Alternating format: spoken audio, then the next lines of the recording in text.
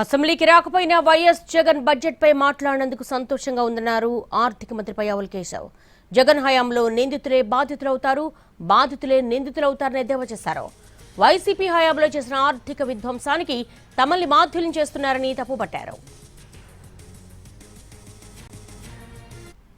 ఏలెత్తి చూపించే ముందు మీ వైపు చూసుకోండి. కాగ్ రిపోర్టు చూసినా మీ గురించే చండాలంగా మాట్లాడుతూ ఉంది. మీరు చెప్పినటువంటి ఏ విషయాన్ని చూసినా మొదటి నుంచి చివరి వరకు అసత్యాలే ఉన్నాయి. ఆ బెంగళూరు టీంనైనా మార్చుకోండి, మీరైనా మారండి.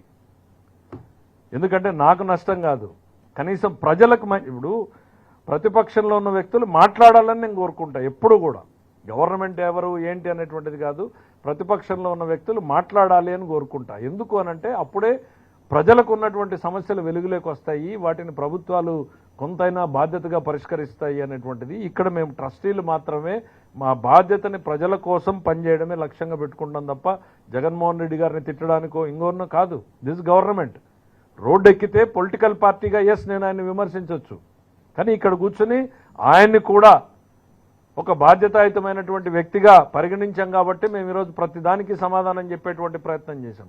మొదటి నుంచి చివరి వరకు అసత్యాలే. మీరు బైబిల్ చదివినా, నేను భగవద్గీత చదివినా, ఇంకో పుస్తకాన్ని చదివినా ప్రతి ఒక్కరం కూడా ఏం చెప్తుంది అనేటువంటిదంటే అసత్యాలు పలకకూడదు అని.